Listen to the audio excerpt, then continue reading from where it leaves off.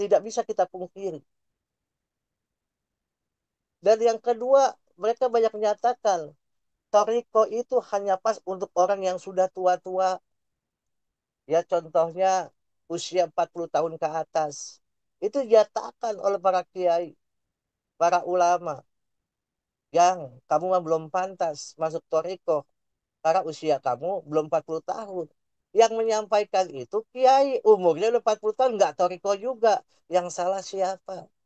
Yang salah muridnya atau yang salah kiainya.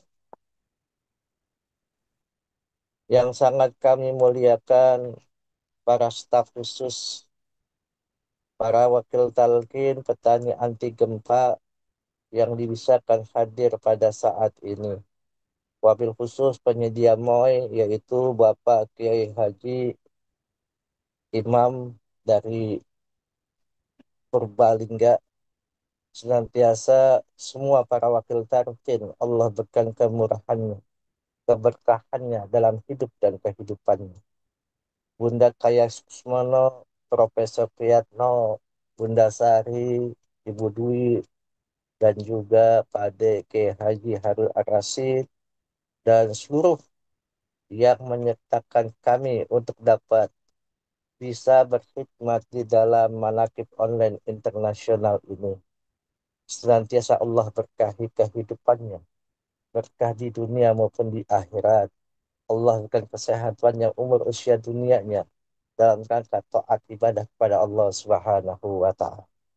Para pemangku manakib dan seluruh ikhwan wal akhwat Toriko Qadiriyah Naqsyabandiyah Mahasurya Lesina Rasa PPKN dimanapun berada yang senantiasa mendapatkan kemurahan, keberkahan dari Allah, dibukakan pintu hatinya untuk senantiasa dapat hadir pada manakib online pagi hari ini.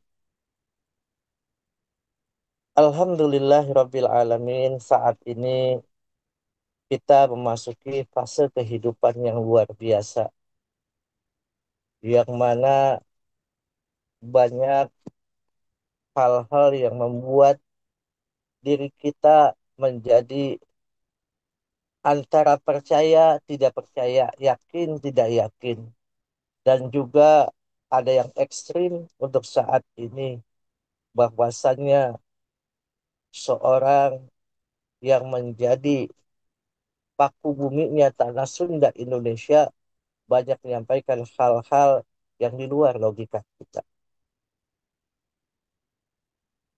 Ini adalah hal yang biasa untuk seorang yang pengamal Tariqah Qadiriyah Naqsyabandiyah Mansur Singarasa.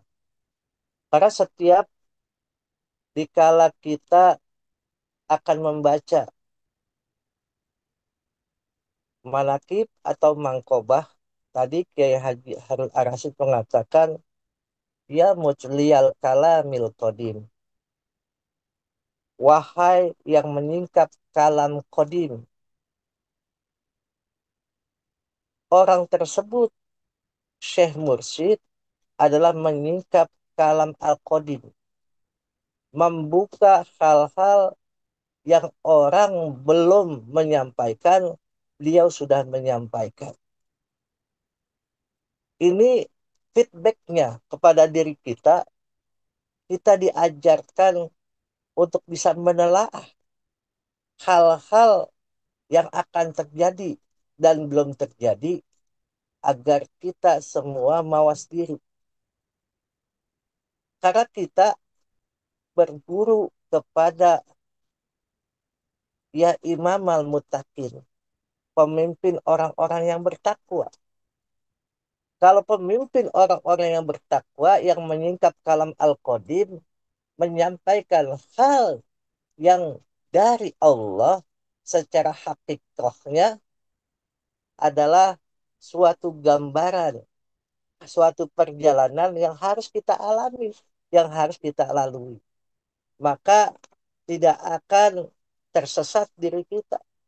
Walaupun saat ini ajaran menyesatkan, betul, menyesatkan jalan setan untuk menggoda kita semua agar kita ke jalan yang betul-betul lurus yang disampaikan oleh orang-orang terdahulu yang memang sudah berjalan dengan hati nuraninya yang mendapatkan cahaya dari Allah Subhanahu wa Ta'ala. Maka pada abad ini, di mana jumlah para kiai, santri, dan pondok pesantren, serta skala sekolah agama semakin banyak, dibanding dulu tentunya, tetap masih banyak orang yang salah paham akan keberadaan torikot atau torikoh. Bahkan mungkin ada yang belum mendengar nama torikot. Ada beberapa sebab mengapa hal ini bisa terjadi. Padahal dulu torikot ibarat air bagi kehidupan keberagaman masyarakat. Sebagai oase untuk keberagaman masyarakat. Dan yang mengherankan, kebanyakan umat Islam di kalangan para pengamal, baik itu namanya santri, kiai, atau yang mengatasnamakan dirinya sebagai pembawa risalah Islam. Ajaran Torikoh semakin tidak dihiraukan, yang tentunya menjadikan lebih panjang deretan orang yang belum tahu seluk-beluk ajaran Torikoh. Ikut-ikutan, taklid dalam urusan agama, ikut-ikutan dalam urusan agama berpandangan miring terhadap Torikoh. Atau bisa jadi sebagian orang yang dulunya pengamal Torikoh, tetapi belum kokoh, belum kukuh,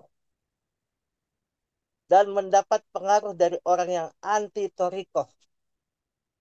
Akhirnya keluar dari lingkungan persaudaraan orang-orang sufi, orang-orang Torikoh, dan ikut berpandangan miring terhadap Torikoh. Banyak sekali kesan-kesan yang kurang pas sempat terdengar dari mereka yang belum paham akan Torikoh atau oleh orang yang memang secara a priori anti terhadap Torikoh. Antara lain mereka berpandangan dengan ungkapan-ungkapan yang luar biasa yang sering kita dengar, yang sering kita lihat dalam situasi lingkungan kita sehari-hari. Ada yang mengatakan ahli Torikoh adalah orang-orang kampungan. Dulu seperti itu. Orang Torikoh adalah orang-orang kampungan. Karena tidak. Sekarang ini kan sudah lihat bagaimana para profesor, para doktor, semua ikut merasakan bagaimana bisa mencari Allah sesungguhnya. Dan AI juga sudah menyatakan di GPT-nya, agama yang paling benar adalah agama Islam. Tidak ada agama yang lain. Itu suatu pernyataan yang bukan tidak bisa kita pungkiri. Dan yang kedua, mereka banyak menyatakan Toriko itu hanya pas untuk orang yang sudah tua-tua. Ya contohnya usia 40 tahun ke atas. Itu dinyatakan oleh para kiai, para ulama. Yang kamu mah belum pantas masuk Toriko. Karena usia kamu belum 40 tahun. Yang menyampaikan itu kiai umurnya udah 40 tahun. Nggak Toriko juga. Yang salah siapa? Yang salah muridnya atau yang salah kiainya. Dan juga ada yang mengatakan pengamal, aktivis, pengamal Toriko akan menghambat aktivasi atau namanya keduniaannya.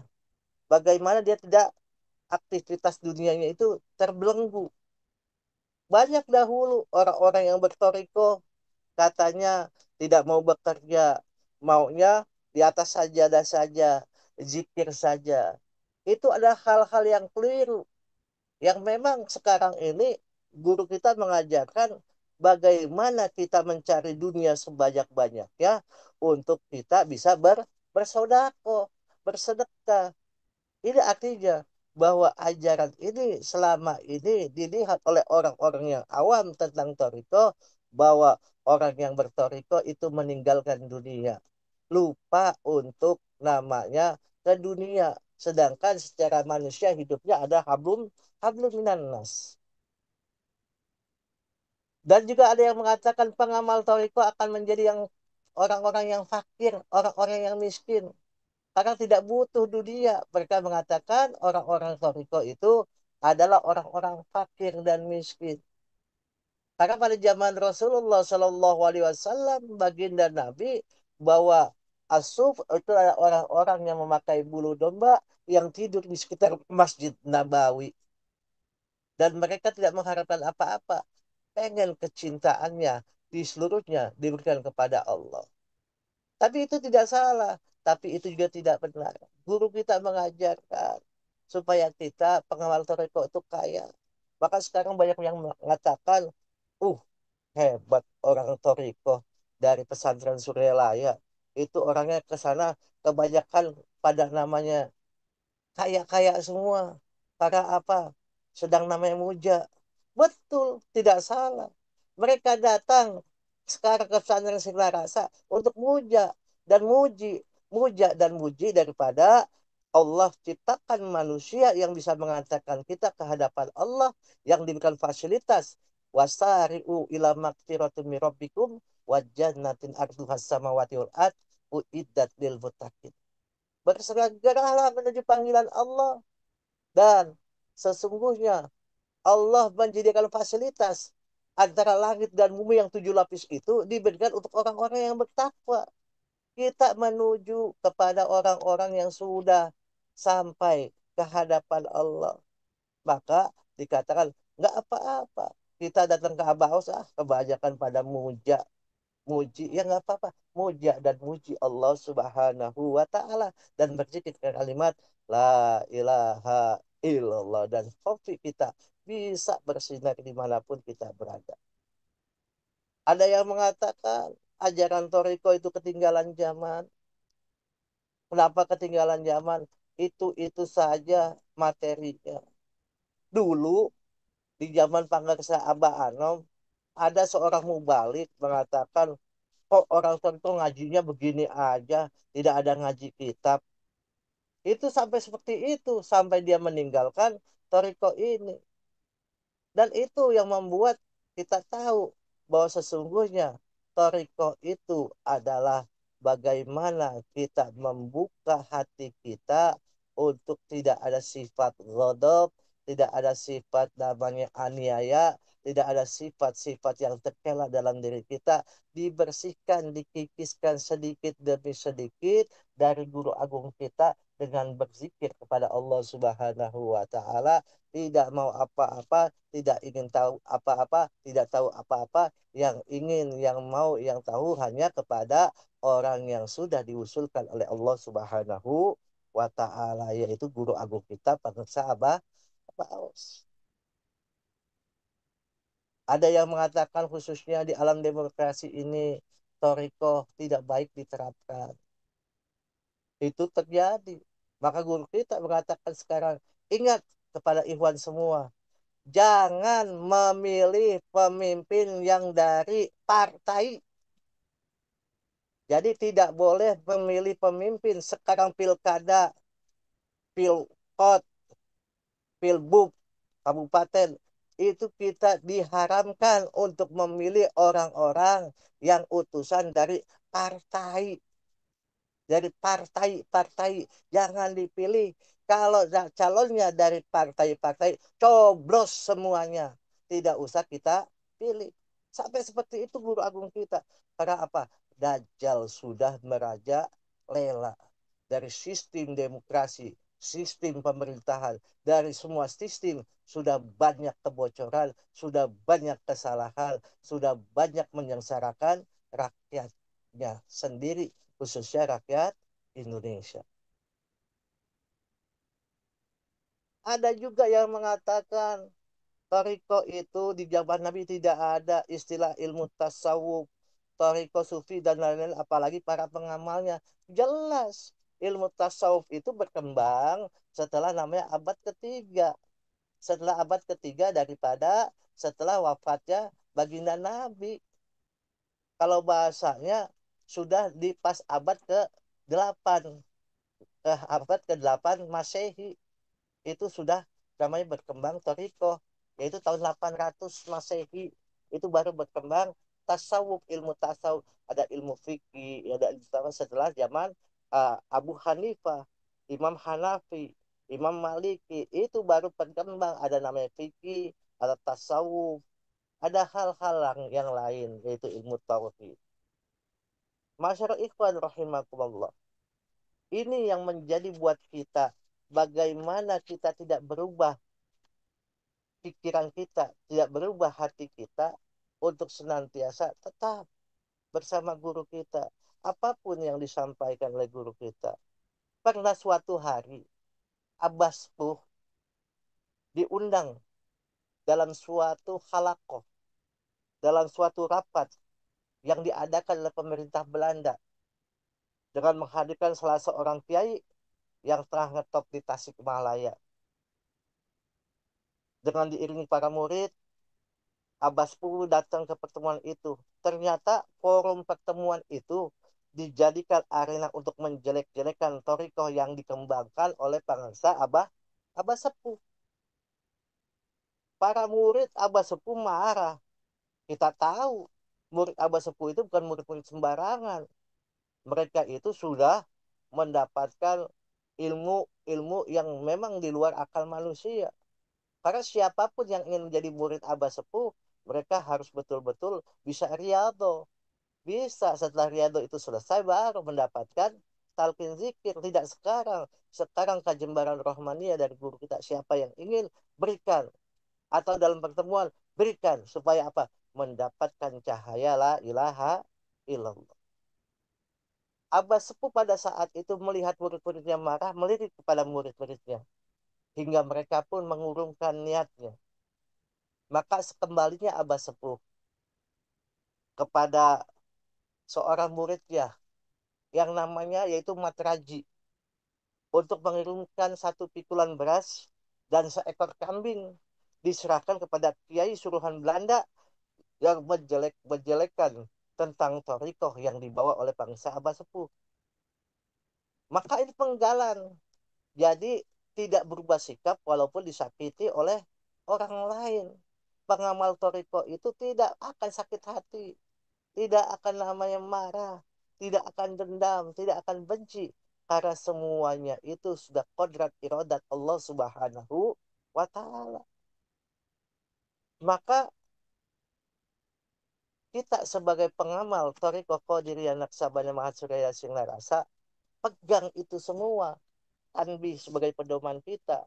Kita berguru kepada pemimpin orang-orang bertakwa, kepada yang mengkokohkan pilar-pilar agama, orang-orang ahli ibadah yang terbaik, sofatal abidin, yaitu orang ahli ibadah yang terbaik pada zaman ini tidak ada lain, yaitu bangsa Abah Aus. Itu kita berguru kepada orang-orang yang soleh, pemimpin para wali pada saat ini. Maka sekarang jangan pernah banyak bicara dengan hal-hal yang sifat yang miring pada saat ini. Jangan banyak berkomentar. Kita terus saja lihat ini akan terjadi, ini akan terjadi, ini akan terlihat bahwasannya Allah bukan futuh kepada kita semua untuk menjadi orang-orang yang tenang, senang dimanapun, kapanpun kita berada. Semoga Allah berkahi semuanya, segalanya selamanya. Tetap ajak dalam ajaran ini, tetap kita istiqomah mengamalkan ajaran ini supaya kita menjadi orang-orang yang menjadi risalah kehidupan kita nantinya untuk anak cucu kita semua. Mohon maaf, wallahul muwafiq ila aqwamit thoriq. Assalamualaikum warahmatullahi wabarakatuh. Waalaikumsalam